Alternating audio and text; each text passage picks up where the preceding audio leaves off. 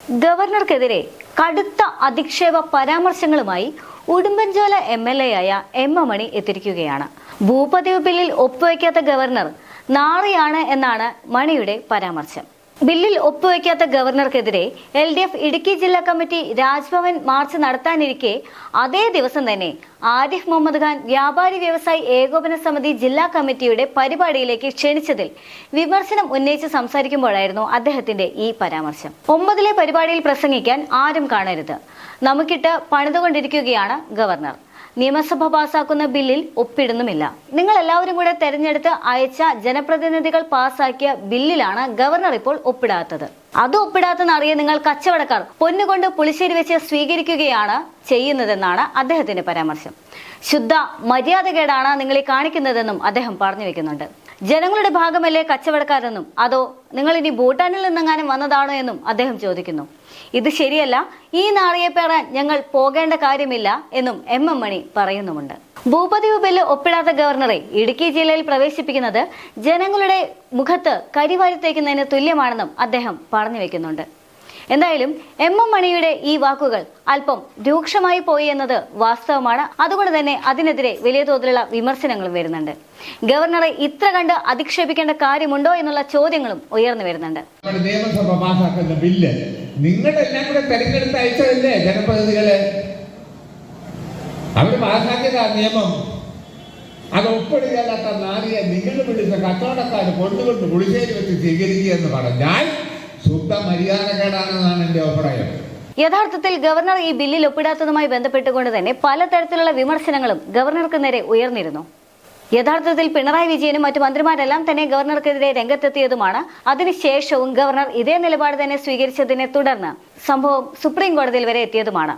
Supreme കോടതി പലതവണ ഗവർണറോട് വിശദീകരണം ചോദിക്കുകയും പിണറായി വിജയൻ നേരിട്ട് വരട്ടെ എന്നെല്ലാം ഗവർണർ പറയുന്ന സാഹചര്യമെല്ലാം ഉണ്ടായതുമാണ്. ആ സമയത്തും ഗവർണർക്കെതിരെ രൂക്ഷമായ വിമർശനം ഉണ്ടായിരുന്നു. അത് സർക്കാരിന്റെ ഭാഗത്തുനിന്ന് മാത്രമായിരുന്നില്ല, കോടതിയുടെ ഭാഗത്തുനിന്ന് പോലും ഗവർണർക്കെതിരെ വിമർശനമുണ്ടായിരുന്നു. എന്ത് തന്നെയായാലും ഗവർണർ നിസ്സാരമായ ചില ബില്ലുകളിൽ ഒപ്പുവെച്ചിട്ട് ബാക്കി ബില്ലുകളെല്ലാം തന്നെ രാഷ്ട്രപതിക്ക് കൈമാറിയിരിക്കുന്ന സാഹചര്യവുമാണ്. എന്തായാലും സംഭവം കഴിഞ്ഞ് ഇത്രയും ദിവസങ്ങൾ പിന്നിട്ടിട്ടാണ് ഇപ്പോൾ എം മണിയുടെ ഈ പ്രസംഗം വരുന്നത്. മാത്രമല്ല ഈ പ്രസംഗമാണെങ്കിൽ വിവാദമാവുകയും ചെയ്തിരിക്കുകയാണ്. പൊതുവെ എം മണിയുടെ ഇത്തരത്തിലുള്ള പരാമർശങ്ങളെല്ലാം കഴിയുന്ന സമയത്ത് അതെല്ലാം നാടൻ ഭാഷാ പ്രയോഗങ്ങളാണ് എന്ന് പറഞ്ഞുകൊണ്ട് തടി തപ്പുന്ന ഒരു പതിവാണ് അദ്ദേഹത്തിൻ്റെത്. അതുകൊണ്ട് തന്നെ ഇനി ഈ പരാമർശത്തിന് ശേഷവും അത്തരമൊരു രക്ഷപ്പെടൽ തന്നെയായിരിക്കുമോ അദ്ദേഹത്തിന്റെ വഴിയെന്നും സംശയമുണ്ട്. എന്നാൽ അതേസമയം തന്നെ ഗവർണർ നയപ്രഖ്യാപന പ്രസംഗവുമായി ബന്ധപ്പെട്ടുകൊണ്ട് തന്നെ വലിയ ആശങ്ക സംസ്ഥാന സർക്കാരിനും ജനങ്ങൾക്കിടയിലും തന്നെ നിലനിന്നിരുന്ന ഒരു സാഹചര്യമായിരുന്നു. നയപ്രഖ്യാപന പ്രസംഗവുമായി ഗവർണർ പങ്കെടുക്കുമോ എന്നുള്ള ആശങ്കയെല്ലാം തന്നെ മുന്നിട്ട് നിന്നിരുന്നു.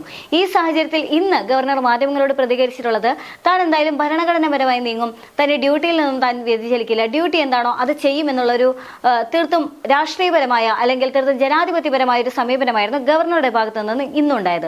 പലപ്പോഴും ഗവർണറും സർക്കാരും തമ്മിലുള്ള പലതരത്തിലുള്ള പ്രശ്നങ്ങളെല്ലാം തന്നെ ഉണ്ടാകുന്ന സാഹചര്യമാണെങ്കിലും ഇത്തരത്തിലുള്ള പ്രശ്നങ്ങൾ വരുമ്പോൾ, അതായത് സത്യപ്രതിജ്ഞാ ചടങ്ങിലാണെങ്കിലും അതുപോലെ തന്നെ കഴിഞ്ഞ തവണത്തെ നയപ്രഖ്യാപനവുമായി ബന്ധപ്പെട്ടാണെങ്കിലും ഗവർണർ പലതരത്തിൽ സർക്കാരിനെ വെള്ളം കുടിപ്പിക്കുമെങ്കിലും അദ്ദേഹത്തിന്റെ ഡ്യൂട്ടിയിൽ നിന്നും അദ്ദേഹം ആടാറില്ല.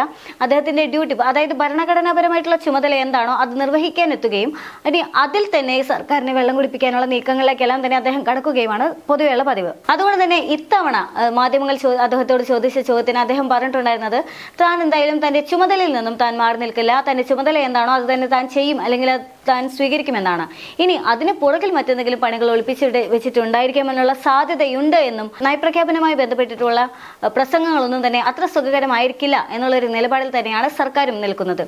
പക്ഷേ ഇതേ സാഹചര്യത്തിലാണ് ആരോഗ്യകരമായ വിമർശനങ്ങളും ജനാധിപത്യപരമായ പ്രതിഷേധങ്ങളെല്ലാം തന്നെ മുന്നിട്ട് നിൽക്കുന്ന ഈ സാഹചര്യത്തിലാണ് തീർത്തും ജനാധിപത്യപരമായ ഒരു രാജ്ഭവൻ മാർച്ച് സംഘടിപ്പിക്കുന്നതിന്റെ ഭാഗമായിട്ടാണ് ഇപ്പോൾ എം മണിയുടെ ഈ വിവാദ പരാമർശം ഉണ്ടായിട്ടുള്ളത്. നാളെ എന്നുള്ള ഈ പദപ്രയോഗം വലിയ തരത്തിലുള്ള ഒരു വിവാദമാണ് ഇപ്പോൾ ഉണ്ടാക്കിയിരിക്കുന്നത്. എന്തു തന്നെയാണെങ്കിലും അദ്ദേഹത്തിന്റെ ആ വിവാദപരമായിട്ടുള്ള വാക്കുകൾ ഒന്നുകൂടി കേൾക്കാം.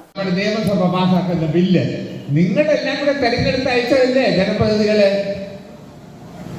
അവര് പാസാക്കിയതാ നിയമം. അത് ഒപ്പിടുകയല്ലാത്ത നാരിയെ നിങ്ങൾ വിളിച്ച കച്ചവടക്കാർ കൊണ്ടുകൊണ്ട് പുളിശ്ശേരി വെച്ച് സ്വീകരിക്കുക എന്ന് പറഞ്ഞാൽ ശുദ്ധ മര്യാദകേടാണെന്നാണ് എന്റെ അഭിപ്രായം. നിങ്ങൾ ഇവിടുത്തെ ജനങ്ങളുടെ വികാരം, നിങ്ങൾ ഇവിടുത്തെ ജനങ്ങളുടെ ഭാഗമല്ലേ കച്ചവടക്കാർ? അതോ നിങ്ങൾ ഭൂട്ടാനിൽ നിന്ന് വന്നവരാണോ? അല്ലല്ലോ. അതുകൊണ്ട് ഇതിനെപ്പറ്റി ബഹുമാനിയായ കച്ചവടക്കാരൻ്റെ സുഹൃത്തുക്കളാണ് എനിക്ക് നിങ്ങളോട് വഴക്കുള്ളതെന്നൊന്നും പറയല്ല. ഇത് ശരിയല്ല.